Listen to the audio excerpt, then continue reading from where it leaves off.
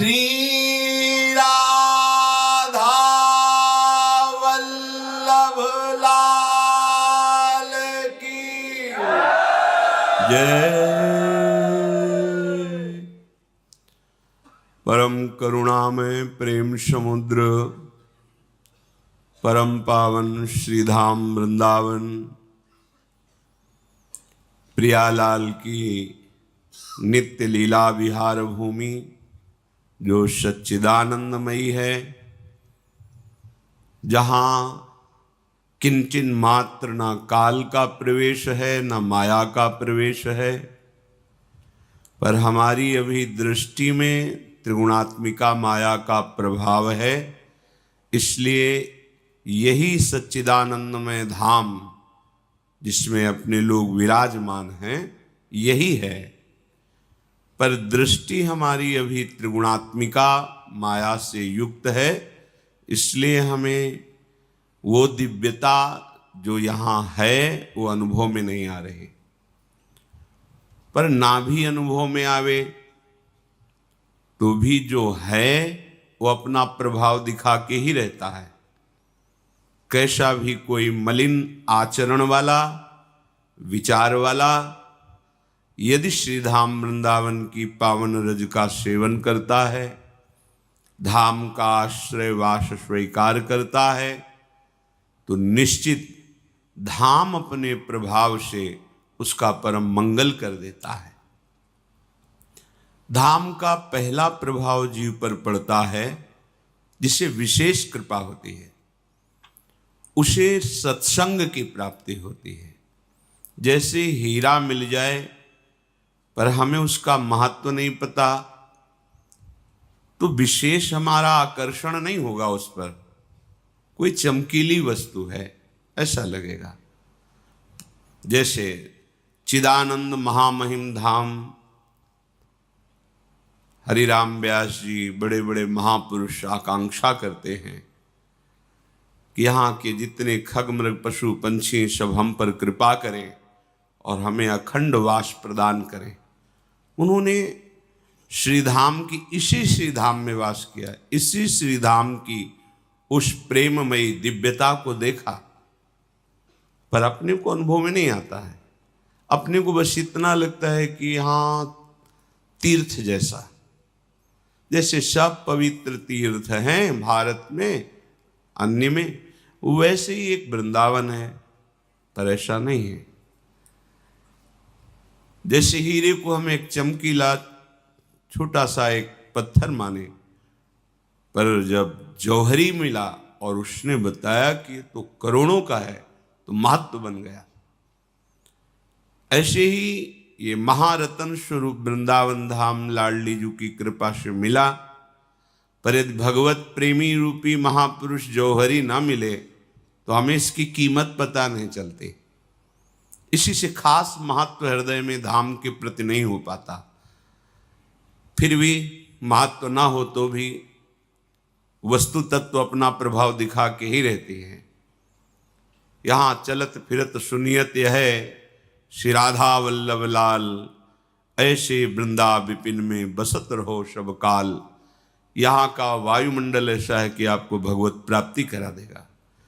यहाँ की रजरानी इतनी समर्थ है कि किशोरी जी से मिला देंगी।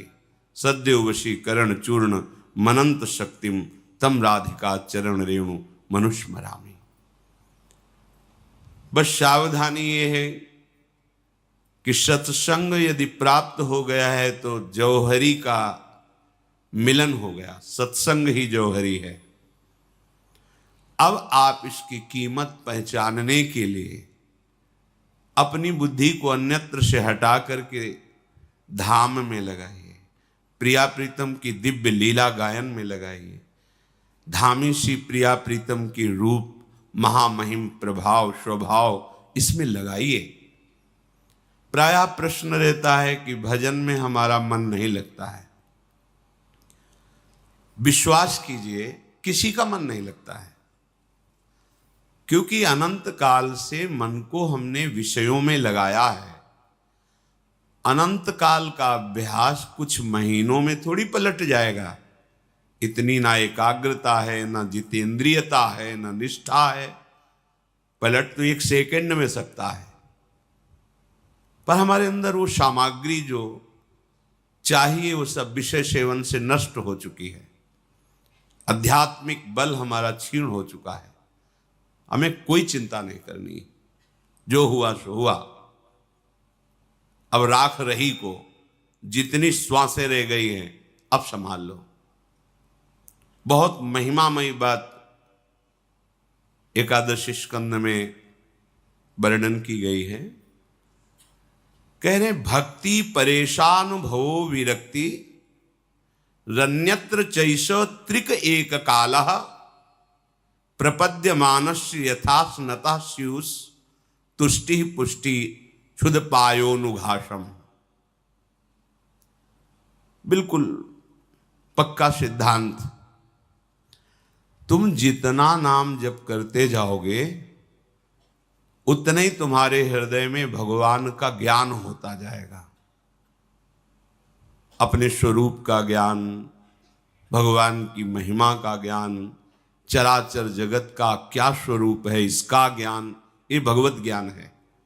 अपने स्वरूप का ज्ञान, प्रभु की महिमा का ज्ञान और ये जगत क्या है इसका ज्ञान, एक ही बात है। इसे भगवत ज्ञान कहते हैं। जैसे जैसे आप नाम जप करोगे वैसे वैसे आपके हृदय में भगवत ज्ञान प्रकाशित होगा। भगवत ज्ञान का प्रादुर्भाव होते ही स्थूल शरीर की आसक्ति नष्ट होने लगती है, सूक्ष्म शरीर की तदात्मता हटने लगती है, स्वभाव में परिवर्तन होने लगता है। भगवत ज्ञान का स्वरूप, अपने स्वरूप का बोध, भगवान की महिमा का बोध, ये जड़ चैतन्य में संसार क्या है इसका बोध, ये भगवत ज्ञान है। और वैराग्य, प्रभु के नाम रूप लीला धाम के सिवा प्रभु हमारे आत्मस्वरूप हैं। आत्मा हरिवंश प्रगट परमानंद, परमानंद स्वरूप, आत्मस्वरूप आराध्य देव में इतनी आसक्ति, लोक लोकांतर का कोई भी भोग हमें बांध ही न पावे, आसक्ति न पैदा कर पावे, इच्छा न पैदा कर पावे, कोई भी भोग, उसे वैराग्य कहते हैं। आसपास सब भोग सामग्री है, इच्छा ही नहीं। ये कहां से आया? नाम जप से। भगवत ज्ञान कहां से आया? नाम जप से। ये वैराग्य कहां से आया? बोले नाम जप से। आगे कह रहे भक्ति परेशान अनुभव, भक्ति का जो पूर्ण अनुभव वो प्रेम है। ऐसा प्रेम आराध्य देव से प्रकट होता है, भजन करना नहीं पड़ता। फिर रोम रोम रग रग हर नस नाड़ी, देखो ये जड़ वस्तुएं हैं, इनमें निकलने लगता है राधा राधा राधा। रोम रोम जब रग रग बोले तब कछु स्वाद नाम को पावे। ये प्रेम प्रकट हुआ नाम में, नामी में।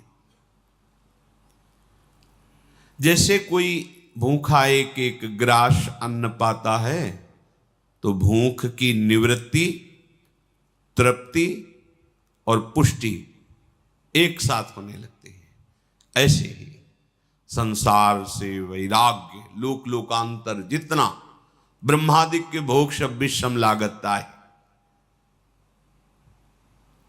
हृदय में कोई कामना नहीं। जैसे जैसे नाम बढ़ता जाएगा, कामनाओं की पूर्ति, कामनाओं का विनाश, जो आवश्यकता है उनमें से करके कामनाओं को शांत कर देगा नाम। और ऐसा भगवत चरणारविंद में प्रेम प्रकट होगा जो किसी अन्य साधन से होता ही नहीं है। बस हमारी नाम में महत्व बुद्धि हो जाए। गुरुजनों ने ये 7 बातें कही कि यदि 7 बातें आपके जीवन में आ जाएं तो निश्चित नाम से आपको प्रेम हो जाएगा, नाम से प्रेम हो जाएगा।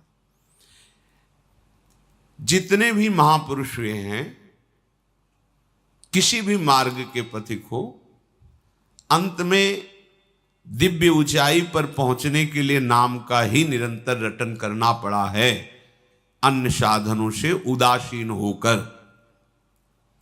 शास्त्रों में बहुत से मार्ग हैं, जब तक प्रभु की विशुद्ध कृपा का अनुभव नहीं होता तक तब नाम में प्रीति नहीं होती, नाम जपने की इच्छा नहीं होती। बहुत से साधन, आप ज्यादा ऐसे महापुरुषों से नहीं मिले होंगे, पर भ्रमण के समय देखा है, एक बार भी नाम उच्चारण नहीं, एक बार भी रामकृष्ण हरि कोई नाम नहीं, बस वही ये योग, ये बात, वो दिव्यता, वो कुंडलनी, ये चक्र का भेदन। बाद में आना पड़ेगा, चाहे जितने बड़े साधक हो, जब तृप्ति की तरफ तुम्हारी मांग होगी तब आपके हृदय में गुरु कृपा से बात आ जाएगी कि बस अब एकमात्र भगवान नाम में प्रीति। जितने भी महापुरुष हुए सब ने नाम के द्वारा उस दिव्य ऊंचाई को प्राप्त किया जो अन्य साधनों से नहीं प्राप्त होती। पहले बात तो अपने हृदय में समझिए आप कि नाम से बढ़ कर के कोई तपस्या, साधन, दान, पुण्य, तीर्थ स्नान, कोई भी इसकी बराबरी नहीं। ये 7 बातें आपके हृदय में आनी चाहिए तो नाम से प्रीति हो जाएगी। प्रायः प्रश्न रहता है, नाम में रुचि नहीं होती। प्रायः अपने लोग भी, साधक जन भी ऐसी इच्छा रखते हैं कि हमें नाम में प्रेम हो जाए। नाम सब कुछ है, ये बहुत हृदय की बात कहते हैं। साधन पक्ष को भी देख करके नाम के बराबर कोई नहीं। पहला, किसी भी ऐसे साधक से ना मिला जाए जिसके नाम में श्रद्धा, विश्वास और रुचि नहीं है। या सबसे पहले परहेज की बात की। उत्तम डॉक्टर वही है जो दवा देने के पहले परहेज निर्धारित कर देता है। हमें ऐसे मनुष्य से, साधक से, ऐसे व्यक्तियों से नहीं मिलना है, नहीं संभाषण करना है। साधन संबंधी, व्यवहार संबंधी तो कीजिए। अगर आप गृहस्थ हैं, व्यापारी हैं, नाना प्रकार के लोगों से मिलना, परमार्थ हमारा हृदय का विषय है। इस पर किसी की सलाह नहीं चाहिए। इस पर भगवत प्रेमी महात्माओं के वचनों के प्रमाण से चला जाता है। जिसने नाम जप में प्रीति नहीं की, नाम जप का अनुभव नहीं है, ऐसे लोगों से परमार्थ संबंधी वार्ता नहीं करनी, यदि आप नाम प्रेमी होना चाहते हैं तो। क्योंकि वो ऐसी शास्त्र की बातें कि तुम्हारी नाम में रुचि हो ही नहीं पाएगी, इधर उधर भटकाव बना रहेगा। अरे कितना समय बर्बाद किया जाता है। एक साधक में गंगा किनारे मिले, वो प्रायः आसन में बैठते थे। 2-2.5 घंटे तो आसन करते थे वो ऐसे, जो तेज था चेहरे पे, तो आकर्षण था। तो नई अवस्था में जिज्ञासा होती कि क्या साधन इनका चल रहा है। उनसे पूछा तो उनका कि कुछ घंटे तो हम आसन करते हैं अलग अलग। फिर प्रक्रियाएं बताई, उदर साफ ऐसे रोज करते हैं, और नेति और ऐसे बड़ा समय उसमें। फिर हम ध्यान करते हैं। तो ध्यान का विषय क्या होता है? आपके ध्यान का विषय क्या होता है? बोले ज्योति का ध्यान करते हैं। तब हमारी समझ में आया कि आसनों से और उदर साफ से होने से, अच्छे पदार्थ पाने से चेहरे पे कांति आ गई। उनका जब आप आसन करते तब आपका चिंतन क्या होता है? आसन में एकाग्रता रहती है। जब ध्यान करते तब चिंतन क्या होता है? वो ज्योति देखने की एकाग्रता करते। पूरा समय बर्बाद। क्या शरीर स्वस्थ होना, तेजस्वी हो जाना, ये हमारी उपलब्धि है क्या? ये तो नष्ट होगा, आज नहीं तो कल। इसका महत्व नहीं है। महत्व है आंतरिक चिंतन आपका कहाँ स्थापित हुआ। ये भ्रमण से बहुत कुछ प्राप्त होता है। गुरु कृपा से प्रारंभ से ही ये शिक्षा दी गई थी कि आपका चिंतन यदि प्रभु में है तो आपकी साधना सफल हुई। वो शब्द जीवन भर, तो हमें किसी ऐसे से नहीं मिलना। वो चमत्कार दिखा सकते हैं, प्रभाव दिखा सकते हैं, सिद्धियां दिखा सकते हैं, लेकिन अंतर में भगवत मार्ग जो विशुद्ध प्रेम, औरों की तो बात क्या, बड़े बड़ों के लिए जिस वृंदावन प्रेम रस की बात कही जा रही, वो सब भिक्षा मांगते हैं इस प्रेम की, गोपी प्रेम की भिक्षा मांगते हैं बड़े बड़े महापुरुष। नारद उद्धव आदि गोपीजनों के प्रेम को देखकर अपना भजन लघु समझते हैं। तो पहला है कि हमें किसी भी ऐसे संग को स्वीकार नहीं करना जिसकी नाम में प्रीति ना हो, जो नाम जप ना करता हो, जो भगवान के इस प्रेम मार्ग के विरुद्ध साधन बता रहा हो। और किसी भी अन्य साधक या साधन का हमें तिरस्कार नहीं करना, निंदा नहीं करनी किसी साधन की या किसी साधक की। बस तुम्हें दृढ़ विश्वास कर लेना है, ये औषधि है, वो परहेज है।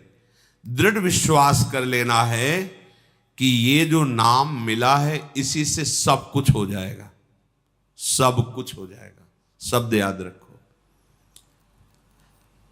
जितने शास्त्रों का अध्ययन किया गया, जितने संतों के अनुभव सुने गए, उनमें सार बात पाई गई है निरंतर नाम की स्मृति।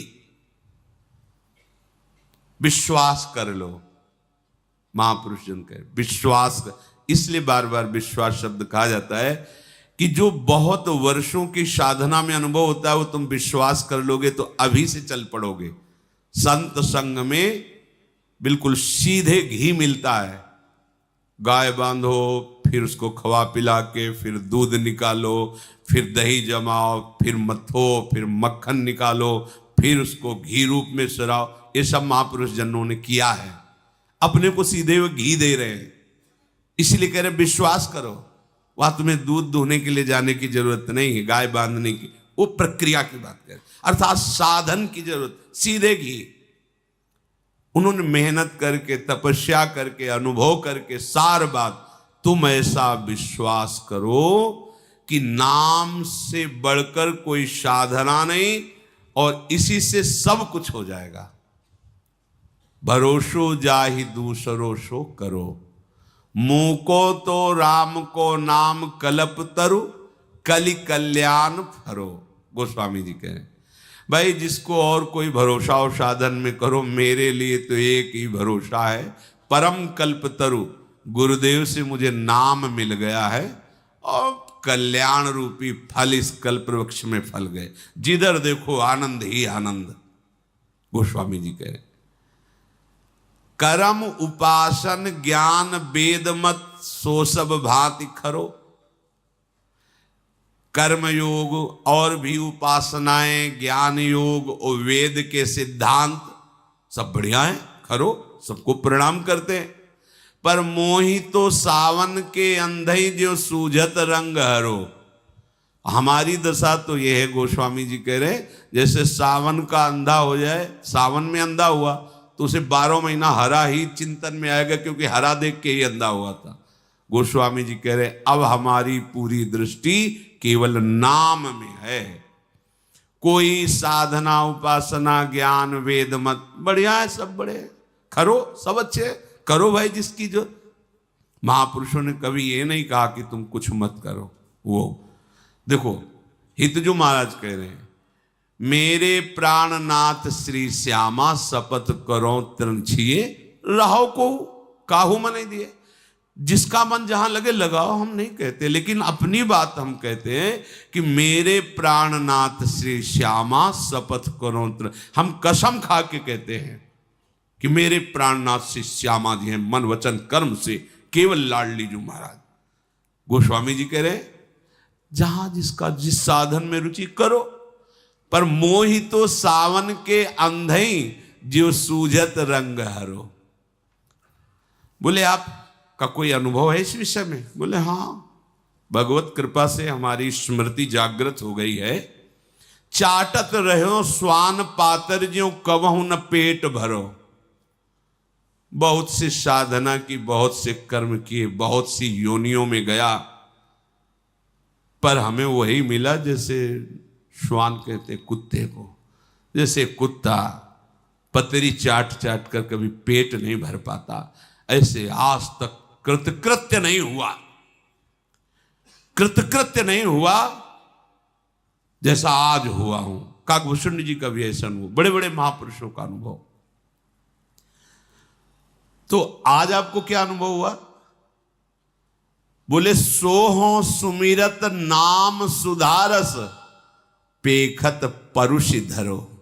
अब पतरी नहीं चाटनी पड़ती, अब तो पूरी की पूरी भोग सामग्री हमारे सामने उपस्थित है, अर्थात भगवान का दिव्य रूप, भगवान की दिव्य लीला, भगवान का दिव्य प्रेम रस, ये सब हमें चखने को मिल रहा है। सोहो सुमिरत नाम सुधारस, बहुत साधन करके देखा, पर उनसे ऐसी अनुभूति हुई जैसे श्वान पत्तल चाट कर कभी तृप्ति को अनुभव नहीं कर सकता। गोस्वामी जी कैसे कहते हैं, मेरे हृदय को कभी ऐसा विश्राम नहीं मिला, पर आज गुरु कृपा से नाम में प्रीति हो गई, तो इस नाम रूपी अमृत से ऐसा अनुभव किया कि अब पातर नहीं चाट रहे, अब तो पूरा का पूरा भोग हमारे सामने, रूप का रसास्वादन, लीला का रसास्वादन, ये अमृत है। स्वार्थ हो परमारथ हूं को नहीं कुंजरो नरो। मैं कोई दुविधा की बात नहीं कहता हूं कि अस्वस्थामा मरो नरो या कुंजरो, मैं पक्की बात कहता हूं। सुनियत सेतु पयोधि पशानन करि कपि कटक तरो। कोई भी हो, अरे हमारे तो हृदय है, पत्थर में हृदय थोड़ी है, अगर पत्थर में भी नाम लिख दिया तो तैर गया वो। हनुमान जी महाराज, ये महान प्रेमामृत है, सबको तृप्त कर देगा नाम। बिल्कुल किसी की निंदा नहीं, किसी की अवहेलना नहीं, पर नाम हमारे हृदय में एक छत्र अधिकार पाले, ये हमारा विषय होगा। हमें नाम को अपने हृदय रूपी सिंहासन पर तिलक करना होगा कि अब हमारे हृदय रूपी सिंहासन पर राधा नाम का राज्य है, अब किसी दूसरे का प्रवेश नहीं। जैसे महाप्रभु के रसना कटो जो अन रटो। हाँ प्रीति प्रतीति जहां जाकी तहां ताको काज सरो। भाई जिसको जहां प्रीति होती है, जहां अपना काम बनाना चाहते करो, हमें कोई मना नहीं है, पर मेरे तो माई बाप दो आखर, हाँ शिशु अरण्य। आहा, जैसे छोटे बच्चे का पोषण माई बाप से होता है। गोस्वामी जी कह रहे हैं मेरे माई बाप तो रा और माँ, रा और धा हमारे माई बाप है, राधा। जैसे बच्चा माँ के ही दुग्ध से पोषित होता है, पिता के दुलार से पुष्ट होता है, ऐसे ये दो अक्षर हमारे माई बाप की तरह हमें पुष्ट कर रहे हैं, हमें हर समय प्रसन्न कर रहे हैं। राधा, गोस्वामी जी कह रहे ये दो अक्षर रामा, मेरे तो माई बाप दो आखर, हो शिशु अरण्य। आगे की जो बात कह रहे हैं, महापुरुष ये कसम क्यों खाते हैं? ये हम जैसे मलिन हृदयों को देख करके कि इनको पता नहीं विश्वास हो कि ना हो, जैसे बार बार कहते सच्ची कहते हैं, सच्ची कहते हैं, तो समझ लो हमारे पास कुछ आगे शब्द नहीं, इसलिए हम लड़खड़ा कहते सच्ची कहते हैं, सच्ची कहते हैं, मान लो हमारी बात। शंकर साख जो राख कहो कछु तो जरी जी है गरो।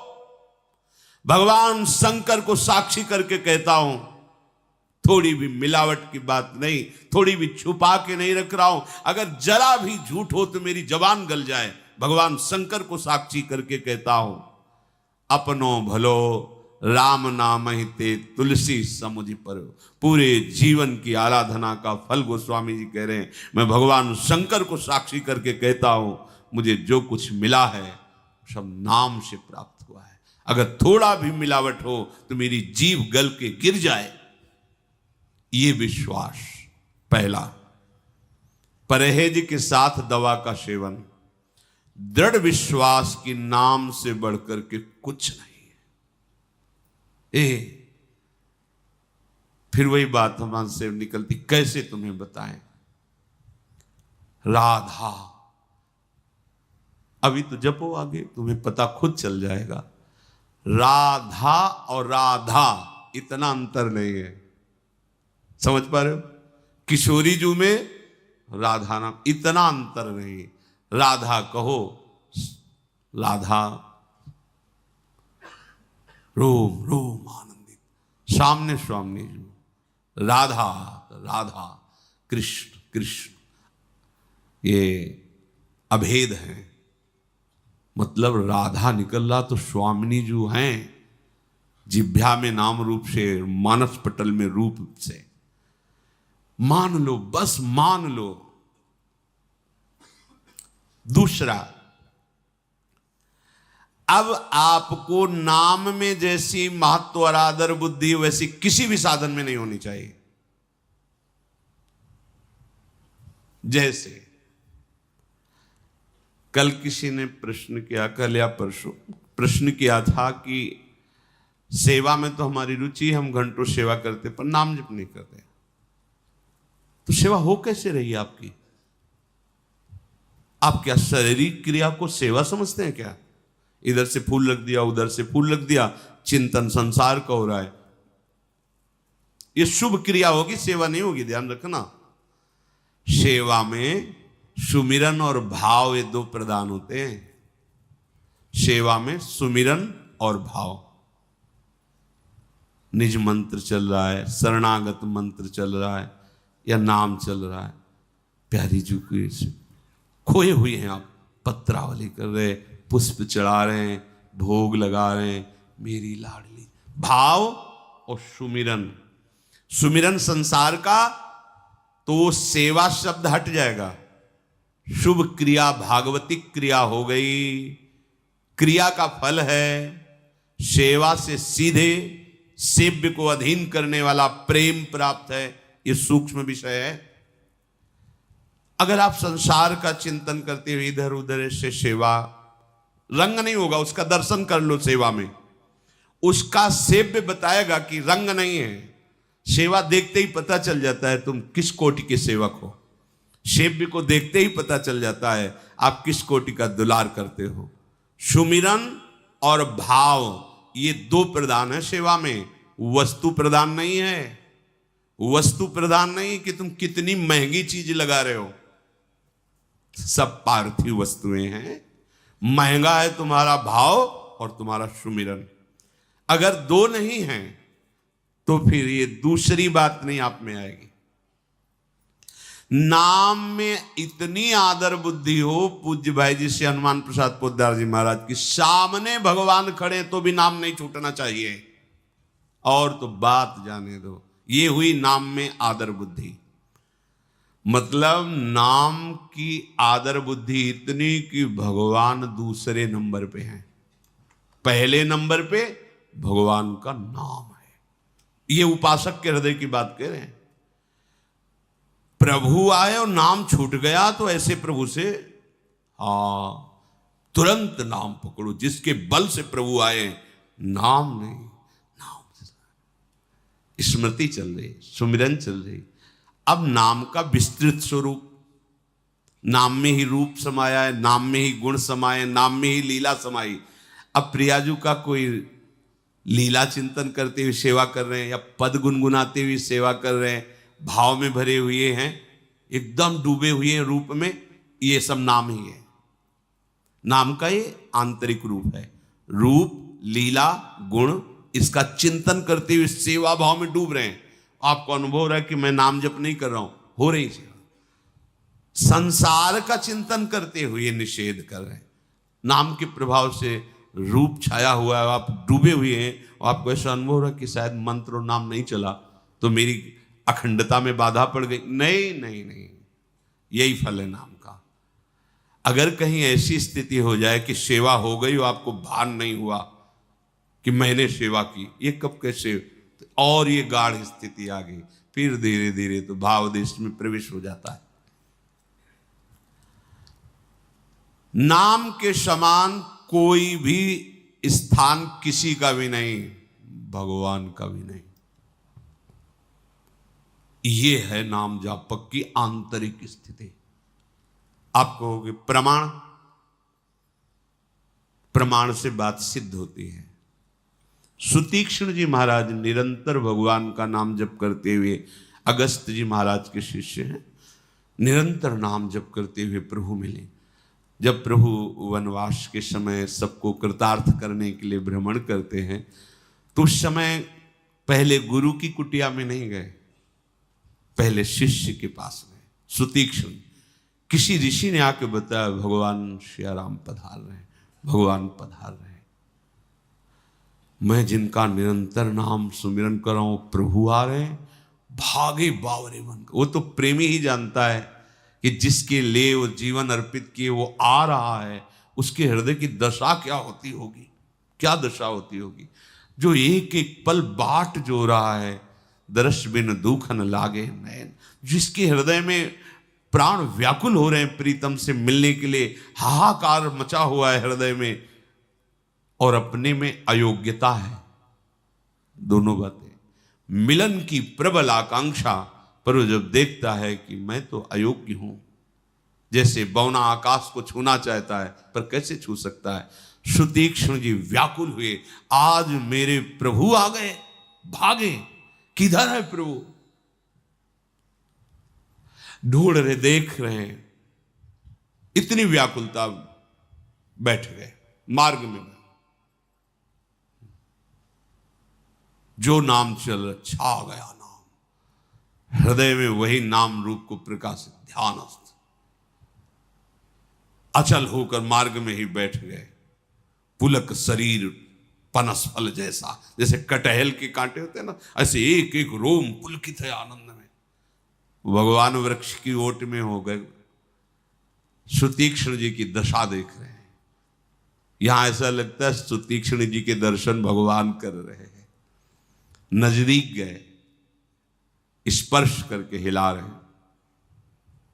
नाम और रूप में डूबे हुए भगवान बाहर से स्पर्श कर रहे हैं, तब भगवान अंदर के वैभव को, अपने रूप को जब तो ऐसे आंख खोली तो देखा सामने आराध्य देव। ये है अपने आराध्य देव के नाम में इतनी प्रियता, बाहर आराध्य देव छू रहे, नाम नाम नाम के प्रभाव के समान कोई प्रभाव नहीं। मनोयोग से भारी महत्व बुद्धि आदर सत्कार नाम का करते हुए किसी भी तरह नाम की अवहेलना ना होने पावे। नाम की अवहेलना अपने लोगों से हो जाती है। आपके हाथ से नाम लिखने की सावधानी होनी चाहिए। किसी भी कागज में कहीं भी ऐसे नाम मत लिख देना जिसमें किसी के पैर पड़ जाएं। जैसे आजकल लोग असावधानी करते हैं, समझ नहीं पाते तो अपनी गाड़ियों पर नाम लिख लेते हैं। स्कूटी के ऊपर लिखे हैं राधा, पीछे लिखे हैं राधा, मोटरसाइकिल में चढ़े लात ऐसे होते हुए जा रहे, धोया वही नाम से जल नीचे चरणों में आ रहा है। गाड़ी में लिखे श्री हरिवंश, और पानी मारा पैरों में, वही तो सिंहासन में विराजमान, वही हमारा जीवन है। हमारे प्रीतम श्री कृष्ण उसी राधा नाम का जप करते हैं। उपासक के हाथ से कभी ऐसे बहुत सावधानी जीवन भर रही है। कभी किसी को अगर कुछ लिखना हुआ तो शब्द लिख दिया है, आपको ऐसा करना चाहिए बस, न जय श्री राधे कोई नाम नहीं। ये लीजिए, अगर नाम लिखना है फिर उस कागज को संभाल कर यमुना जी में, गंगा जी में प्रवाहित कीजिए, आदर कीजिए। ये नाम का अनादर है। कहीं भी छपा दिया, कहीं भी लिखा दिया, वो उपासक का हृदय ऐसा नहीं होता। उपासना की सिद्धि ऐसे नहीं होती। जो नाम हमारा आराध्य देव है वो यहाँ लिखा है, यहाँ लिखा है, अंदर लिखा है, ऐसा नहीं। जितना आदर करोगे आप, देखो महापुरुषों के हृदय में कैसा आदर नाम का चरित्र पढ़कर देखो। एक बार ठाकुर घनश्याम दास जी ने गीता वाटिका, ऐसे अंगुली से राधा जमीन में लिख दिया। उधर बाबा आ रहे थे, राधा बाबा, उन्होंने ठाकुर ये क्या कर दिया।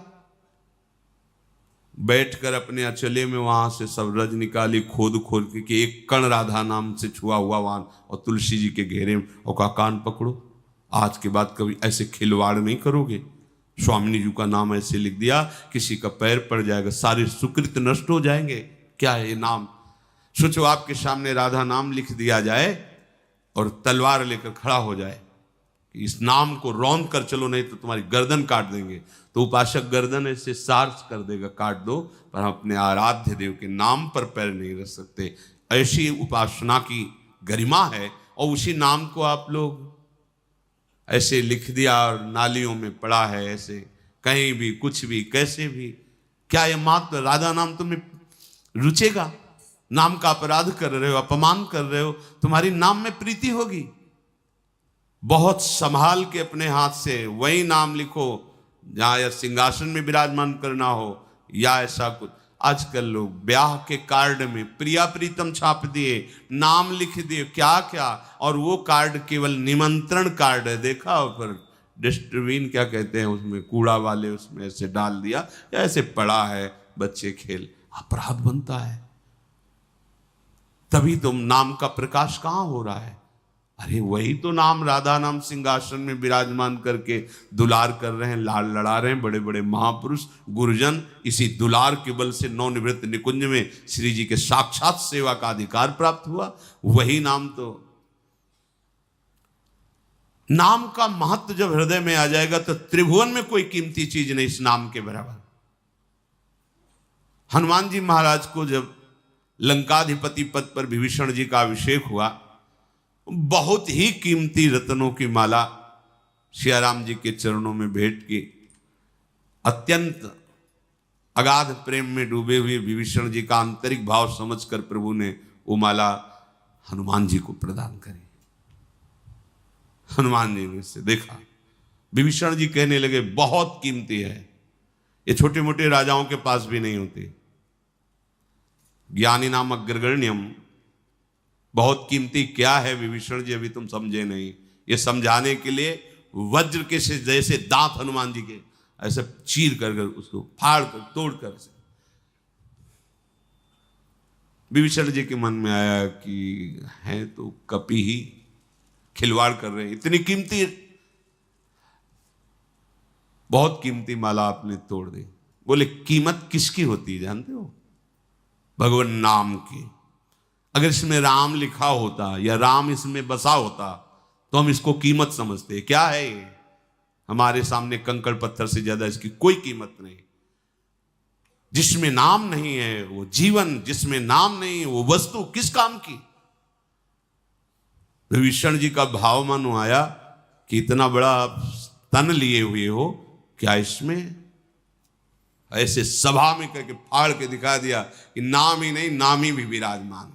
छाती चीर के दिखा दिया सियाराम प्रकाशित हो रहे हैं। विठल दास जी ने दिखा दिया रोम रोम में वृंदावन की लताएं और प्रिया प्रीतम। महत्व बुद्धि नाम में, यहां 500 रुपए के लिए 1 घंटा भजन छोड़ सकते हैं, बातचीत रिझाना और रत्नों को तोड़ तोड़। कहा नाम है? नाम नहीं तो इसका महत्व क्या? साधारण व्यक्ति से रिझाने में उसको मित्र है, थोड़ी देर तो बात करना पड़ेगा, नाम छूट गया। अरे भगवान आ जाए सामने तो नाम नहीं छोड़ना, वो क्या चीज है? आंतरिक भागवती सुमिरन की स्थिति में हम किसी से बात कर ली, प्रभु की चर्चा कर ली, क्योंकि प्रभु का आदेश बोधयंता पर शेष मौन उदासीन, क्योंकि आप परमार्थ पद के पति के संसारिक तो है नहीं। तो जब इस तरह से सम्मान नाम का किया जाएगा कि नाम के समान कुछ नहीं, तो नाम क्या करेगा? आपके समस्त पापों को भस्म करके, पाप की प्रवृत्ति का नाश करके प्रेम प्रकाशित कर देगा। दूसरा ये हुआ। तीसरा, नाम का फल प्रेम ही है, इसीलिए प्रेम की ही बाट जो होनी चाहिए, और कोई फल की आकांक्षा भी यदि है तो प्रभु से प्रार्थना करना चाहिए कि ये आकांक्षा हटा दो और अपने चरणों का प्रेम प्रदान करो। नाम जप अगर किसी फल के प्रयोग में आप करोगे तो प्रेम में बाधा पड़ जाएगी, प्रेम मिलने में बहुत अंतराय हो जाएगा। अच्छा, जितने भी फल है वो सब टिकाऊ नहीं है। मान लो जिन तपस्वियों ने, राजाओं ने तपस्या करके देवताओं से, भगवान से जो कुछ प्राप्त किया, नाशवान लोक लोकांतर सब गया, ना कुछ है क्या? ना कोई तपस्वी का यहां तप रह गया, ना उसका फल रह गया, ना वो तपस्वी का तपस्या में शरीर रह गया, सब अंतर्धान हो गया। तो शाश्वत वस्तु क्या है? भगवत प्रेम। तो कह रहे नाम का वास्तविक फल प्रेम ही है, पर जो नाम जापक नाम के फल प्रेम की चाह ना करके, भगवत प्रेम की चाह ना करके और कोई कामनाओं में नाम का प्रभाव खर्चा करता, होगी कामना पूर्ति, क्योंकि नाम बहुत बड़ा पावर है, तो उसके हृदय में चित्त की आनंद की उल्लास वही तरंगे नहीं आएंगी। ध्यान रखना, तो इतना दिन हो गया अभी नाम का परहेज ठीक नहीं, अन्य कामनाओं से युक्त हो, इसलिए आनंद का अनुभव नहीं आ रहा, तो क्या नाम बेकार जाएगा? नहीं, पहुंचाएगा आनंद तक। और बढ़ाओ और जपो, वही तुम्हारी कामनाओं का भी नाश कर देगा और वही आनंद का प्राकट्य भी कर देगा। तीसरा सूत्र है, नाम का फल प्रेम है, प्रेम के अलावा और कोई आकांक्षा ना करो। यदि ऐसा है तो और नाम बढ़ाओ और जब शुरू करो, तो वो इन सब को मिटाकर प्रेम प्रकाशित कर देगा। दूसरे किसी साधन की आवश्यकता नहीं है। जब नाम जप में ऐसी प्रीति होने लगे कि नाम जप आधे पल के लिए छूटने पर ऐसा लगे जैसे हमारा बहुत बड़ा घाटा हो गया। लोगों का बहुत बड़ा घाटा हो जाता है तो बस प्राण व्याकुल हो जाते हैं। अब तो एक ही उपाय सूझता है कि शरीर को नष्ट कर दे। अच्छा, किसान की फसल नष्ट हो गई, विद्यार्थी बहुत पैसे लगा के पढ़ा फेल हो गया, आदि आदि, जैसे इन सबको भयानक कष्ट होता है, ऐसे आधे पल के लिए प्रभु का नाम छूटा और उसको ऐसा कष्ट हुआ कि जीवन हमारा बेकार हो गया, मैं प्रभु को भूल गया। तद स्मरणेन परम व्याकुल, परम व्याकुलता हृदय में पैदा होने लगी। तब जानो अब नाम का रंग चढ़ रहा है। क्या कभी आपको शोक होता है कि इतने मिनट चले गए और हम नाम से, भजन से दूर रहे? चौथा, नाम जप में निष्कामता बढ़े तो नाम जप का फल सही चल रहा है, और अगर नाम जप चल रहा है और गलत आचरण हो रहे हैं, गलत कामनाएं हो रही, तो धैर्य से रहना, उसका प्रभाव शुरू है। धैर्य वो ऐसी दवा नहीं है कि व्यर्थ चली जाएगी, ये तो भूल जाओ, व्यर्थ शब्द तो भूल जाओ।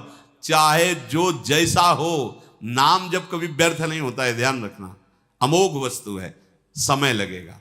पर यहां जो हम चर्चा कर रहे हैं कि नाम निरंतर बस जाए, उसके लिए नाम जब करते हुए अरुचि बढ़ने लगे संसार के भोगों में, संसार के लोगों में, ये अच्छा न लगने लगे।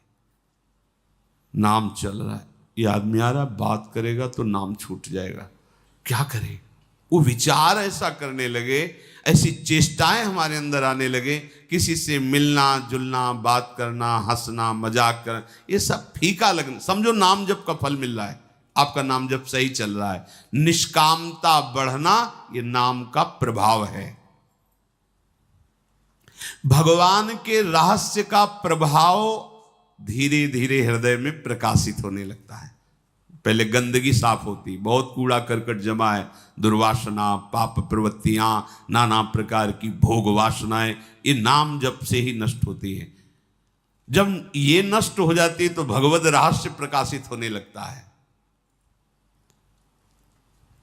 अगर नाम के बदले में कुछ चाह है संसार के महत्व की, धन की, भोगों की, तो ये रहस्य नहीं प्रकट होगा। वो चाहें पूर्ति होंगी, अभी और जपो, पहले चाह नष्ट हो तब रहस्य प्रकट होगा।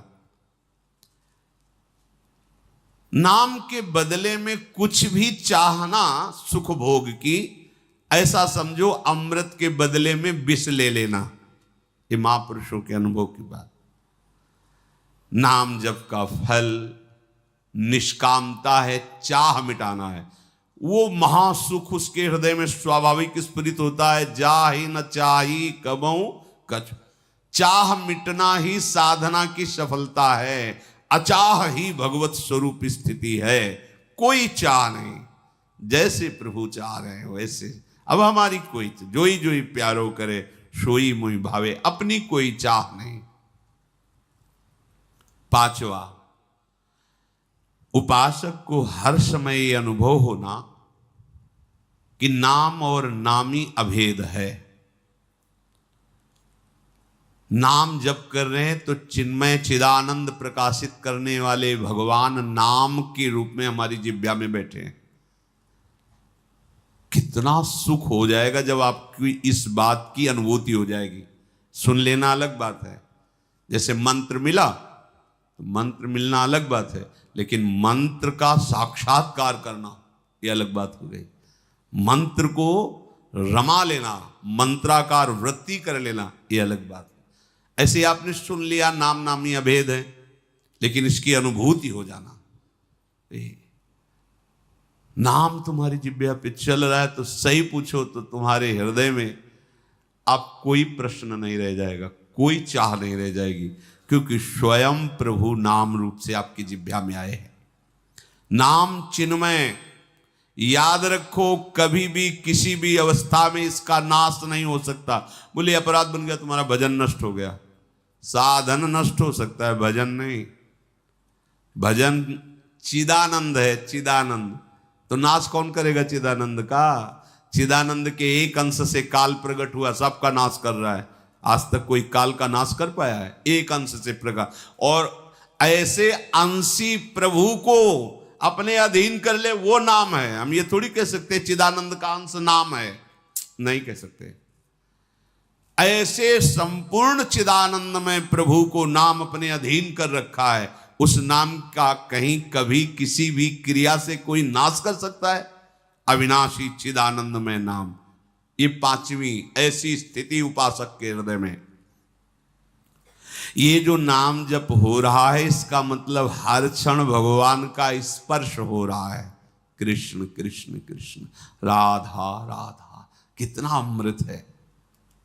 हर समय हम प्रियालाल का स्पर्श कर रहे हैं। राधा राधे श्याम, राधा वल्लभ, राधा वल्लभ, प्रिया प्रीतम का स्पर्श हो रहा है। निश्चित अनुभूति ये उसी को होगी जिसकी नाम जब से निष्कामता बढ़ते हुए नाम और बढ़ रहा है।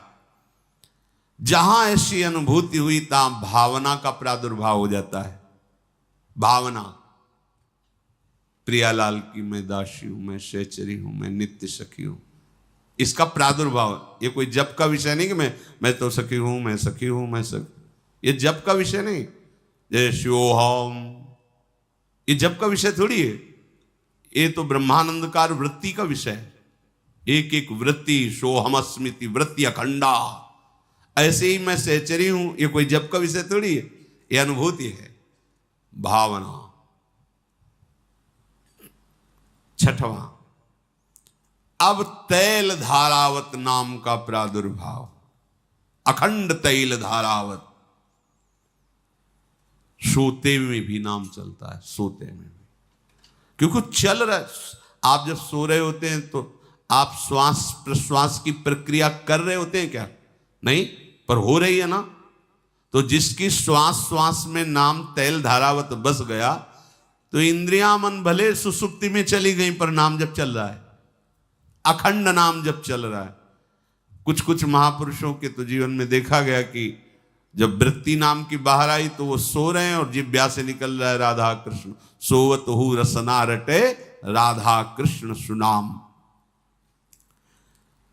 संसार के सारे कार्य करते हुए, सबके बीच में रहते हुए उसका अखंड स्मरण चलने लगता है। अब वो कर नहीं रहा, अब तैल धारावत अखंड स्मरण चल रहा है। सातवां, अपने भजन को पूर्ण सावधानी से गुप्त रखना। प्रकाशित नहीं करना अपने भजन को। अहम का एक स्वभाव होता है कि वो अपनी साधना को बाहर कह करके सुख का अनुभव करता है, ये स्वभाव होता है वो। जैसे बहुत हल्का अंतःकरण, अभी साधन का प्रभाव नहीं पड़ा, तो छोटी छोटी बातों में गर्व करके उनको चार लोगों के बीच में रखना, जिससे हमारा अहम सुख का अनुभव करता है, पुष्टता होती है अहम की। ये बातें ठीक नहीं है।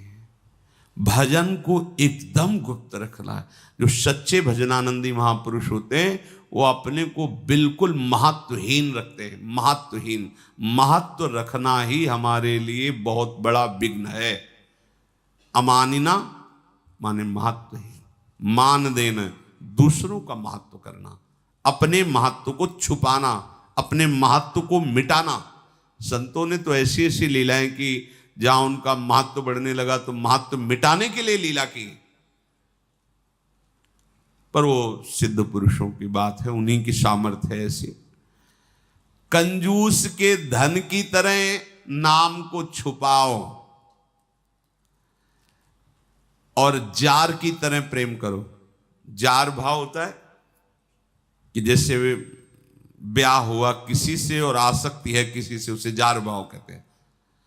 अब वो जो इस जार भाव की होती है वृत्ति, वो घर में सारे कार्य करेगी, लेकिन अंदर ही अंदर उसका चिंतन उस पुरुष का होगा या उस स्त्री का होगा। जार भाव का स्वरूप, वो अपने सगे संबंधियों से ठीक वैसे व्यवहार करेगी जैसा करना चाहिए, पर प्रीति किसी से नहीं। प्रीति उससे है जिससे लगन लग गई। ठीक यही भजन के लिए आवश्यक भाव है। कोई शरीर का पिता भाव रखता है, कोई पति भाव रखता है, कोई पुत्र भाव रखता है, कोई भाई बहन, नाना प्रकार के रिश्ते। आपको ठीक जार भाव की तरह हमारा प्रीतम नाम है। सारे कार्य करते हुए, सबसे मिलते हुए, व्यवहार करते हुए, आंतरिक वृत्ति नाम में, जैसे वो अंदर से चिंतन उसी की बात का, उसी के रूप का, उसी के मिलन का करते हुए अपने परिवार में किसी को भांपने नहीं देती। चाहे वो स्त्री के अंदर वृत्ति हो या पुरुष के अंदर वृत्ति हो, भांपने नहीं देती कि क्या ऐसा भी हो सकता है। सवाल नहीं। ऐसे ही आपको कोई भांप ना पावे कि आप इतने भजनानंदी हो आंतरिक, बाहर व्यवहार में से साधारण महत्वहीन जीवन, ओ अंदर असाधारण महामहिमा में महत्व प्रभु के नाम का। कृपण के धन की तरह छुपाओ और जार की भांति नाम में प्रेम करो। सदैव मर्यादा में जीवन होना चाहिए। कहीं नाम के प्रति ये भाव महिमा में आकर के अपराध की तरफ वृत्ति ना बढ़ जाए कि नाम तो सर्व पाप नाशक है, अब हमारे मन में जो आया सो कर लेंगे और नाम जब कर लेंगे उससे पाप नष्ट हो जाएगा। बिल्कुल ऐसी वृत्ति ना रखे। यदि इस तरह के 7 जो अभी चर्चाएं हुई, इन भावों को लेकर के नाम जप किया जाए तो बहुत शीघ्र हमारे हृदय की समस्त आशा, तृष्णा, वासनाएं नष्ट हो जाएंगी। कोई प्रश्न नहीं रहेगा। और देखो, जब घर में प्रकाश हो जाता है तो बाहर खिड़की से प्रकाश दिखाई देने लगता है। जब आपके अंदर परमानंद में नाम का प्रकाश होगा तो लोक में हर सुख आपके चरणों में लौटता नजर आएगा। आपको चाह नहीं करनी पड़ेगी। ये मान लीजिए हमारी बात। जिन सुखों के पीछे आप भाग रहे हैं, पकड़ में नहीं आ रहा, वही सुख तुम्हारे पीछे भागेंगे और तुम पकड़ना नहीं चाहेंगे, अरुचि हो जाएगी। वो महामहिम सुख नाम से प्राप्त होता है। थोड़ी चर्चा कर लेते हैं पूर्व प्रसंग की। पांचाल राज नरेश द्रुपद जी की जो लाडली द्रौपदी जी हैं, जब भगवान व्यासदेव जी ने बताया कि 5 बार उस ऋषि कन्या ने भगवान शंकर से वरदान मांगा, इसलिए उसको 5 पति प्राप्त हुए। ये पहले से ही ब्रह्मा जी के द्वारा विधान कर दिया गया है, भगवान शंकर के द्वारा वरदान दिया गया है। ये कोई अधर्माचरण नहीं होगा। बड़ी प्रसन्नता हुई महाराज द्रुपद को।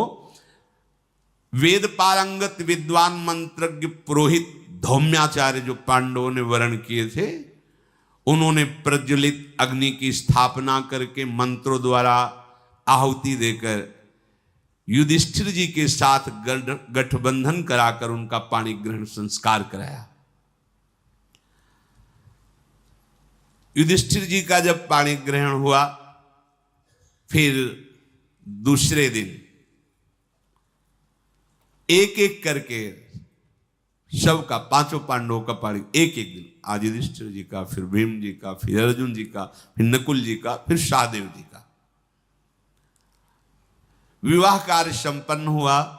द्रुपद ने महारथी पांडवों को बहुत सा दहेज, धन और भी सब रथ घोड़े दास दासियां ये वस्तुएं समर्पित की।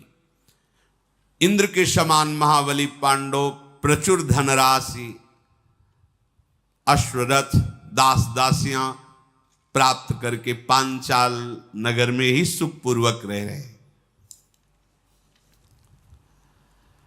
जब ये पता चला, अभी सब राजा वहीं टिके हुए हैं पांचाल नरेश के यहाँ ही, पता चला कि जिनसे ब्याह हुआ वो पांडव हैं, सब राजाओं को। उनका अगर ये पता होता कि पांडव हैं तो ऐसा होने ही नहीं देते। कर्ण और दुशासन आदि डींग हाँकने आए, तो ब्राह्मण समझ के क्षमा कर दिया, और जबकि भाग पड़े थे सब। भगवान श्री कृष्ण जी ने पहले ही द्वारिका में संकेत कर दिया था, जब हमारा आदेश पहुंचे तो तत्काल वैभव यहां भेजा जाए। भगवान श्री कृष्ण और बलराम की तरफ से द्वारिकापुरी से भारी सेना, भारी सामग्री, वैदूर्यमणि जटित सोने के बहुत से रथ, आभूषण, रत्न, बहुत सी सुंदर सुंदर वस्तुएं, हार और ढेर लगा दिया द्रुपद नरेश के, पहाड़ के पहाड़ रत्न। द्वारिकाधीश भगवान, जब ये बात अन्य राजाओं को पता चली, सबके हृदय जलने लगे। एक तो द्रौपदी मिली, इतना धन मिला, फिर श्री कृष्ण बलराम, द्वारिका का वैभव इनके साथ। राजाओं ने कहा कि मुझे लग रहा था कि जो लक्ष्य वेद कर रहा है अर्जुन ही है, पर ब्राह्मण में भेष में थे, इसलिए हम लोगों ने मारा नहीं। अब क्या करना चाहिए? अब तो पता चल गया है पांडव हैं। धृतराष्ट्र के सब पुत्र, कर्ण, शकुनी और बड़े बड़े विरोधी राजा सब एकत्रित हुए, सभा लगाई। कूटनीति में, कपट नीति में प्रवीण शकुनी से पूछा गया क्या किया जाए। शकुनी ने कहा, कोई संसार में ऐसे शत्रु होते हैं जो दबाने से दब जाते हैं, उन्हें पीड़ा दे के ही शांत किया जा सकता है, पर ये पांडव दबाने से दबने वाले नहीं हैं। एक साथ हम सब लोग मिल करके इनका नाश ही कर देते हैं। क्या बिगाड़ लेंगे द्रुपद? और देखो, अगर पराजित होकर यहां से लौटते हो तो तुम्हारा मुंह क्या रह जाएगा सब राजाओं का। इसलिए मुझे लगता है सब एक साथ आक्रमण करो और पांडवों का नाश कर दो। सोमदत्त के पुत्र भूरिश्रवा थे, बोले तुम्हारा होश ठिकाने है? वहां बैठे कौन है? श्री कृष्ण और बलराम। अगर हल और मूसल उठा लिया तो त्रिभुवन में कोई नहीं बचेगा, केवल बलराम जी से। और कहीं प्रभु ने सुदर्शन चक्र उठा लिया तो देखो, हम तुम्हें यही सलाह देते हैं कि इस समय अपने हृदय के ताप को छुपा करके और सब चलो और खुशी मनाओ पांडवों के सामने। बहुत अच्छा हुआ तुम लाक्षागृह में नहीं जले, तुम्हारा ब्याह हुआ, हमारे शुभ आशीर्वाद, ऐसा बोलो। लड़ाई की तो बात ही नहीं तो श्री कृष्ण बलराम है और फिर ये पांडव हैं, ऐसे वैसे वीर नहीं हैं। ये बात सबको अच्छी लगी कि हाँ, इस समय संधि ही ठीक बात है। तुम्हें पता होना चाहिए, विपुल प्रभाव शक्ति से संपन्न हो चुके हैं पांडव, मंत्र शक्ति ब्राह्मणों से और उत्साह शक्ति श्री कृष्ण से और प्रचुर संपत्ति शक्ति द्रुपद और बलराम जी से उनको प्राप्त हो चुकी है। धृतराष्ट्र के पुत्र दुर्योधन आदि ने यही भी उचित समझा। सब गए और कहा कि हम लोगों को बड़ा दुख था जब आप लाक्षागृह में सुना कि जल गए, चलो आप बच गए, बड़ा अच्छा हुआ, बड़ी खुशी की बात। हम लोगों को गर्व है कि हम कुरुवंशी विजय को प्राप्त हुए, महाराज द्रुपद हमारे रिश्तेदार हुए। भीम दुर्योधन की तरफ देख रहा, कर चालबाज, अगर अकेले में मिले तो तुझे बताए, पूरे के पूरे परिवार को नष्ट करने का प्लान। अब आके मीठी मीठी बातें कर रहा है। सब राजाओं ने संधि भावना से महाराज युधिष्ठिर जी से मिले। स्वयंवर समाप्त हुआ, द्रौपदी ने पांडवों का वरण किया। सब राजा संधि करके अपने अपने देश को गए। राजाओं ने मन में जाते हुए विचार किया था कि हमें लगता है कि कर्तव्य से भी ज्यादा भाग्य प्रबल होता है, क्योंकि हम लोगों ने कर्तव्य तो कोई उठा नहीं रखा, लेकिन भाग्य में हमारे द्रौपदी नहीं थी, ये सब सुख वैभव नहीं था, पांडवों के ही भाग्य में था। इधर सब कर्ण और शकुनी दुर्योधन सब वापस हुए। विदुर जी गए और कहा महाराज की जय हो धृतराष्ट्र जी से, महाराज आपके वंश का अभिमान बढ़ गया, द्रौपदी आपको प्राप्त हुई। महाराज धृतराष्ट्र जो उछल पड़े सिंहासन से। मुझे पता था मेरा पुत्र जहां जाएगा विजय श्री ही प्राप्त करके आएगा। सजाओ हस्तिनापुर को और स्वागत करो द्रौपदी का। विदुर जी भी बोले हाँ, अहो भाग्य, पांडव बच गए और उन्होंने द्रौपदी को प्राप्त। धृतराष्ट्र जी पांडवों की बात कर रहे हो?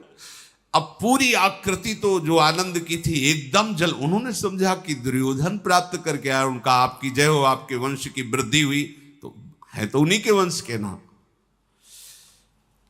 महाराज अज्ञानवश से समझ लिए थे कि द्रुपद कन्या का वरण दुर्योधन ने किया, तभी का हस्तिनापुर सजाया जाए, स्वागत किया जाए द्रौपदी का। विदुर जी ने कहा महाराज आपके पुत्र दुर्योधन के तो घुटने में औषधि लगानी पड़ेगी, क्योंकि वो प्रत्यंचा भी नहीं चढ़ा पाए, मुंह भरा गिरे थे तो घुटने आदि टूट गए। ये काम तो अर्जुन ने किया है। कुछ देर तुम्हारा शांत रहे धृतराष्ट्र, जैसे मानो वज्रपात हो गया हो। फिर सोचा कि अगर विदुर जी हमारे मन के भाव को जान जाएंगे तो ठीक नहीं है। आकृति को छिपाते हुए कहा अहो भाग्य, अहो भाग्य, अहो भाग्य।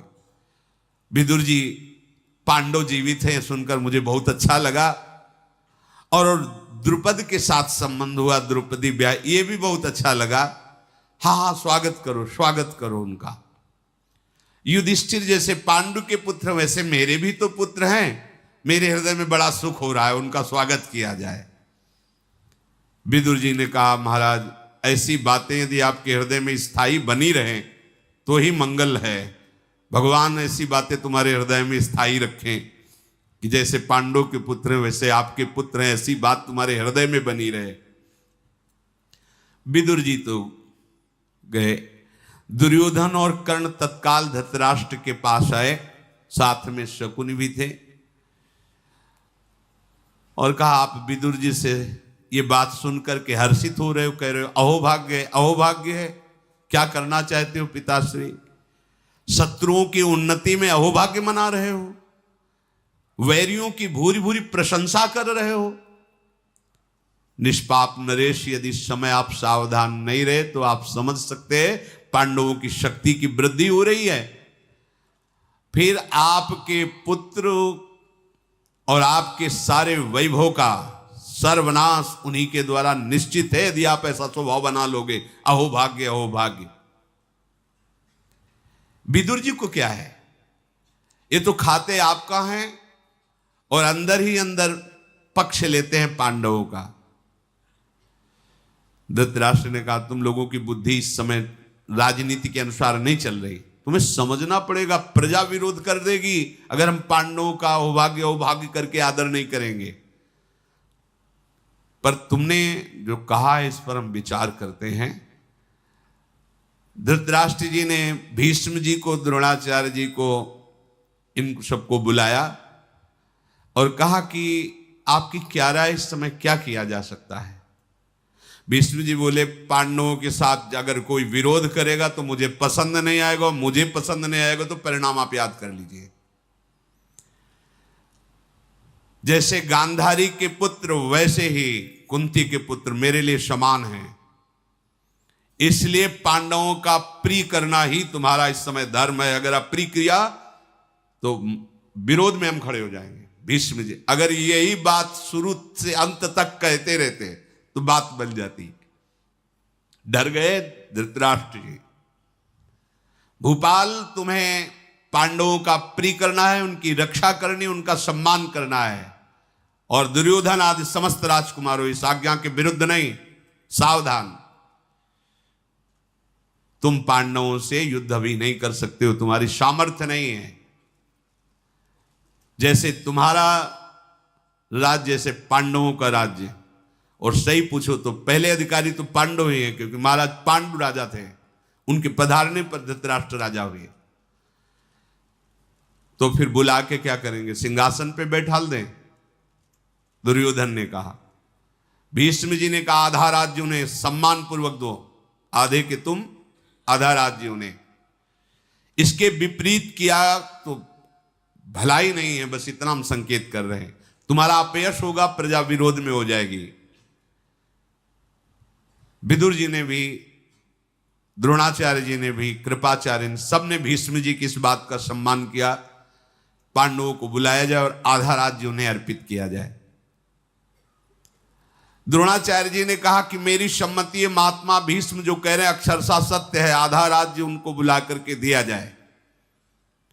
यहां से कुछ भेंट देकर द्रुपद के पास भेजा जाए, कहा जाए कि बड़ा सौभाग्य हुआ, आप हमारे रिश्तेदार बने, अब हम अपने परिवार को सम्मान के साथ ले जा रहे हैं। ऐसा कह के द्रौपदी और पांडवों को यहां हस्तिनापुर लाया जाए और उनको आधा राज्य दिया जाए। कर्ण को थोड़ा बुरा लगा था। कर्ण ने कहा भीष्म जी, विदुर जी, द्रोणाचार्य जी सब उन्हीं के पक्ष में हैं, मेरी राय तो है कि महाराज मुझे आदेश करो, मैं चढ़ाई करूं, द्रुपद सहित पांडवों को क्षति पहुंचाऊं, ये आधा राज्य देने से बात नहीं बनेगी। द्रोणाचार्य जी ने कहा शांत रहे, इन बड़े बुजुर्गों महापुरुषों के बीच में तेरा बोलने का अधिकार नहीं। विदुर जी ने कहा भीष्म जी के प्रति कोई अप्रिय बात कह दे ये मुझे पसंद नहीं। भीष्म जी जो कह रहे हैं वो बहुत विचार करके कह रहे हैं, इसलिए उत्तम बात है महाराज अभी जो आज्ञा भीष्म जी ने की वैसा ही किया जाए। महापुरुषों की आज्ञा पर विचार करना ठीक नहीं है। विदुर जी ने धृतराष्ट्र जी को ऐसा कहा। धृतराष्ट्र बोले विदुर, शंतनु नंदन भीष्म जी ज्ञानी भी हैं, भगवान के महाभक्त भी हैं, और द्रोणाचार्य जी तो ऋषि ही ठहरे, और तुम भी परम विद्वान हो, इसलिए मैं तुम ही से कहता हूं तुम जाओ, माना कि पांडव मेरे ही बच्चे हैं, उनको समझा बुझा करके मैं आधा राज्य दूंगा, जाओ उनको तुम ही जा करके लाओ, जा करके उनकी माता कुंती को, बधू द्रौपदी को यहां से सेना ले जाओ रथ आदि, और उनको सम्मान के साथ लाओ। धृतराष्ट्र की आज्ञा से विदुर जी द्रौपदी, पांडव और महाराज यज्ञसेन के लिए बहुत सी भेंटें ली, और महाराज द्रुपद के राज्य में प्रवेश किया। वहां जब सूचना मिली कि कौरव वंश से आ रहे हैं, तो द्रुपद ने बाहर निकलकर उनकी अगवानी की, सम्मान किया, कुशल समाचार पूछा, फिर महल ले गए तो वहां भगवान श्री कृष्णचंद्र जी और बलराम जी भी विराजमान ही थे। विदुर जी ने वसुदेव नंदन भगवान श्री कृष्ण को भी नमस्कार किया, बलराम जी को नमस्कार किया, पांडवों के दर्शन करके बड़ा सुख मिला। विदुर जी ने कहा कि बड़ी प्रसन्नता हो रही है कुंती जी, आपको और आपके पुत्रों को सुरक्षित देकर भगवान सदैव ऐसी सुरक्षा करते रहें। पर महाराज धृतराष्ट्र को बहुत सुख मिला है, द्रुपद जैसे संबंधी बने, द्रौपदी जैसी बहू मिली, ये रत्न आदि भेंट दिए हैं द्रुपद को, और हमारी प्रार्थना है कि आप सब अपने महल हस्तिनापुर पधारें। पत्नी सहित पांडवों को हस्तिनापुर से चलने के लिए शीघ्र आज्ञा दीजिए, ऐसा द्रुपद से विदुर जी ने प्रार्थना की।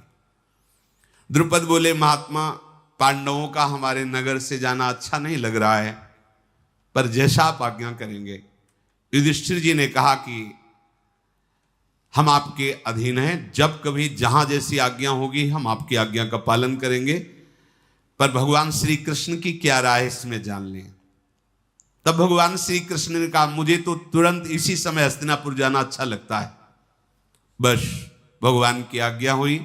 महात्मा द्रुपद आज्ञा पाकर पांडवों को, द्रौपदी जी को, कुंती जी को और स्वयं भगवान श्री कृष्णचंद्र जी, विदुर जी, ये सब हस्तिनापुर की तरफ चले।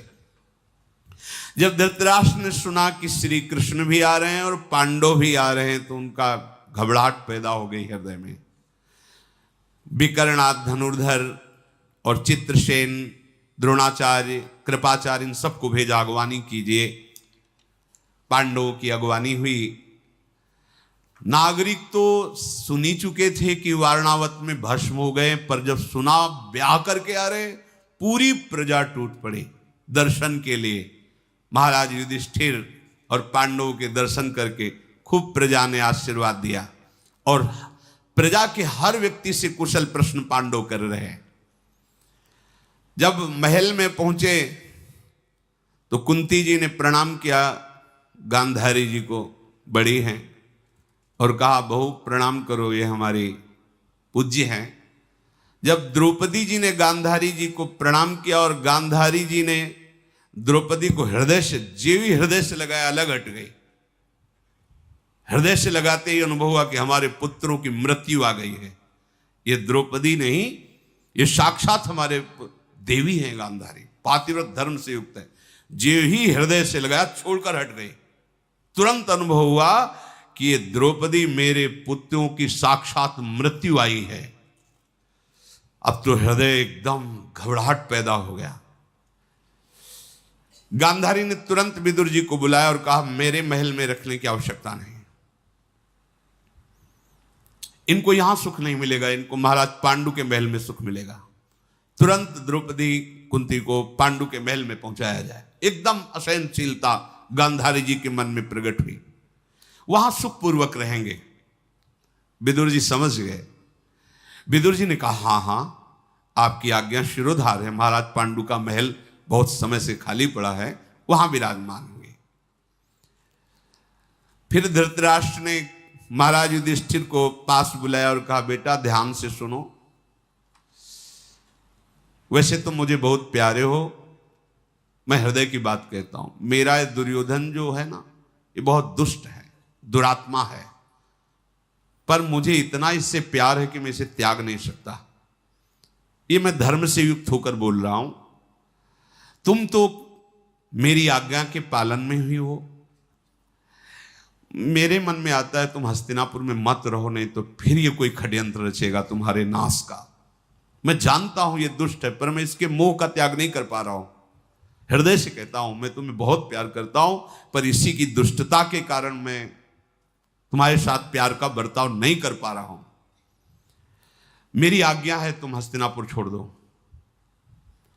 और खांडोप्रस्थ में चले जाओ, वहां का राज्याभिषेक मैं तुम्हारे लिए कर। एक घर नहीं खांडोप्रस्थ में, एक व्यक्ति नहीं, घोर जंगल उजड़ा हुआ पड़ा है। यद्यपि पूर्ववंशियों की राजधानी रही खांडोप्रस्थ, वहां रहते समय तुम्हें कोई बाधा नहीं पहुंचा सकता।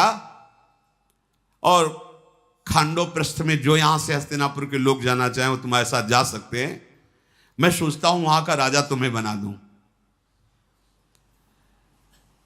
धृतराष्ट्र जी ने, जब युधिष्ठिर जी का इतना सत्य और सरल स्वभाव है कि बस जी के सिवा और कुछ नहीं बोलते, जी।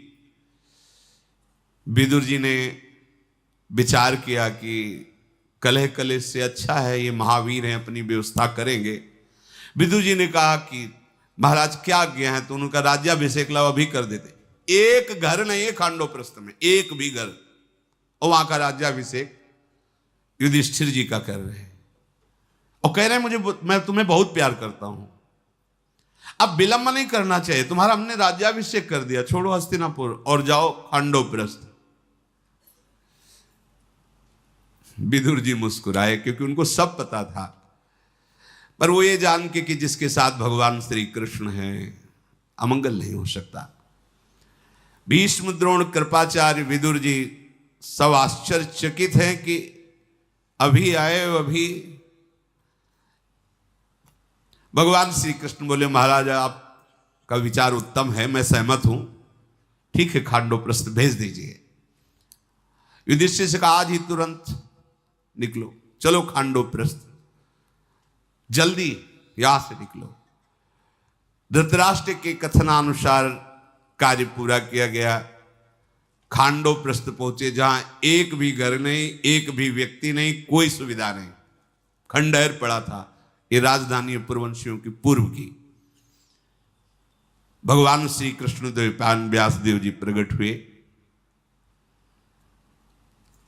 उन्होंने कहा कि तुम्हें चिंता करने की जरूरत नहीं है, जहां समस्त ब्रह्मांडों को प्रकट करने वाले श्री कृष्ण विराजमान हैं, तुम बिल्कुल चिंता मत करो। जगदीश्वर भगवान श्री कृष्ण जिसके सहयोगी हैं, उसका कभी भी अमंगल नहीं हो सकता, उसको विषाद करने का अवसर नहीं मिलता। पहले तो भगवान व्यासदेव जी के दर्शन से ही आनंद हुआ। खांडोप्रस्थ में पहुंच करके भगवान श्री कृष्ण साथ ही हैं। देवराज इंद्र का चिंतन किया, आकाश स्थित हुए और अंदर से आदेश किया, विश्वकर्मा को भेजो। भगवान श्री कृष्ण को प्रणाम करके देवराज इंद्र ने तुरंत विश्वकर्मा को आदेश किया कि प्रभु का आदेश है, तुरंत उपस्थित होइए। महामते, भगवान की इच्छा है कि तुम जा करके उनकी सेवा करो। विश्वकर्मा जी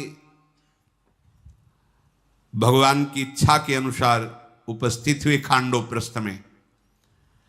भगवान श्री कृष्ण ने कहा, विश्वकर्मा, देवराज की अमरावतीपुरी जैसी है वैसे खांडोप्रस्थ का निर्माण करो। वहां कोई ईंट गारा लगाने की थोड़ी जरूरत है कि भैया मिस्त्री लगे हम नींव खोदे, नहीं, संकल्प से जैसा सोचते जा रहे हो वैसा निर्माण होता जा रहा है। विश्वकर्मा ने खांडोप्रस्थ में जब भगवान का ऐसा आदेश हुआ तो प्रणाम करके भगवान से कहा, प्रभु, अमरावती से भी अधिक आकर्षणकारी इस पुरी का निर्माण करता हूं।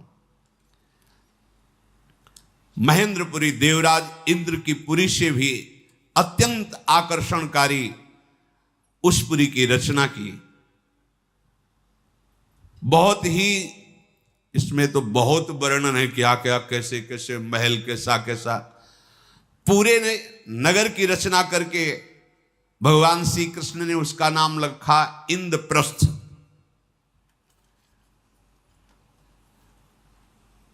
महान धनुर्धर पांडवों के द्वारा इंद्रप्रस्थ में गृह प्रवेश। हस्तिनापुर तो कुछ है ही नहीं इंद्रप्रस्थ के आगे, अमरावती इंद्र। ये अगर प्रभु के श्री चरणों का तुम्हारे हृदय में आश्रय है और तुम्हारे पास कुछ नहीं है तो सब कुछ है। अगर प्रभु के चरणों का आश्रय नहीं हो, तुम जिसे सब कुछ मान रहे हो, तो कुछ नहीं है, समझ लो। बार बार सत्संग में, शास्त्रों में, महापुरुषों में यही खास बात पाई गई है। भगवान का आश्रय, भगवान का भजन है तो सब कुछ है। कुछ ना होने पर भी देवराज की पुरी, स्वर्ग लोक बहुत ही सुखद है, लेकिन स्वर्ग लोक में भी अत्यंत सुखद अमरावती है। ये देवराज इंद्र की राजधानी है, लेकिन अमरावती से भी अधिक आकर्षणकारी विश्वकर्मा जी ने इंद्रप्रस्थ नगर की रचना की। पांडव इसमें विराजमान हुए। महाराज युधिष्ठिर का राज्याभिषेक तो खांडोप्रस्थ के लिए, यहां के राज, हस्तिनापुर कुछ नहीं इंद्रप्रस्थ के सामने। भगवान श्री कृष्ण ने पांडव से कहा, विश्वकर्मा की पूजा करो, इन्होंने तुम्हारे लिए नगर का निर्माण किया। फिर सबसे सम्मान पाकर विश्वकर्मा जी अंतर्ध्यान हुए। व्यास जी भी सम्मान प्राप्त करके अंतर्ध्यान हुए। राज्याभिषेक होने पर युधिष्ठिर जी ने भगवान श्री कृष्ण से कहा, वृष्णिनंदन, आपको पता है कि मेरे हृदय में सिर्फ आपके सिवा और कुछ भी नहीं है। मेरे धन आप हो, मेरे प्रिय आप हो, मेरे जीवन आप हो। मुझे इस राज्य से नहीं, आपसे है। आप सदैव हम पर अपना कृपा प्रसाद रखिए। मुझे ये धन धान से राष्ट्र, ये राजा पद आप कर रहे हैं तो ठीक है, आपसे बढ़कर नहीं है। हे महामते, आपकी कृपा से हम लोगों की चित्तवृत्ति सिंहासन पर नहीं, आप पे रहे। आप सदैव ऐसी कृपा करना। हे माधव, मैं आपसे प्रार्थना करता हूं कि जैसे आप अभी प्यार कर रहे हैं, ऐसे अंत समय में भी प्यार करना। हम पांडवों की अंतिम गति आप ही हो, आपके सिवा नहीं। आप जैसे अभी प्यार कर रहे हो, ऐसे हमारा अंतिम भी आप में ही पूर्ण हो। भगवान श्री कृष्ण से युधिष्ठिर जी और समस्त पांडवों ने हाथ जोड़कर कहा, प्रभु वैसे तो आप हमारे रिश्ते में हो ही, पर आप हमारे माता हो, आप हमारे पिता हो, आप हमारे इष्ट देव हो। महाराज, पांडु का प्यार तो हम पा नहीं सके, लेकिन आपके प्यार से ही हम सुरक्षित हैं। आप कुछ हमें उपदेश दीजिए। प्रभु ने कहा, हम केवल सारांश में इतना उपदेश करते हैं कि कभी किसी संत का अनादर न करना, आए हुए संत और ब्रह्म ऋषियों की सेवा में अपने प्राणों को भी न्यौछावर कर देना। यही हम संत, हमारी प्रसन्नता का एक ही उपाय है। जो हमारे भक्त जन हैं, जो संत जन हैं, जो ऋषि जन हैं, इनका कभी अनादर मत करना। आ जाएं, अगर प्राण मांगे तो प्राण भी दे देना। और कुछ ही समय में देवर्षि नारद जी को मैं भेज रहा हूं, वो तुम्हें कुछ बातें बताएंगे और आजीवन उन बातों का तुम पालन करना, तो कभी भाई भाई में विग्रह नहीं होगा। ऐसा कहकर भगवान ने इंद्रप्रस्थ में पांडवों को विराजमान करके उनसे अनुमति ली और वो द्वारिकापुरी के लिए चले। शेष चर्चा आगे। श्री राधा वल्लभ लाल की।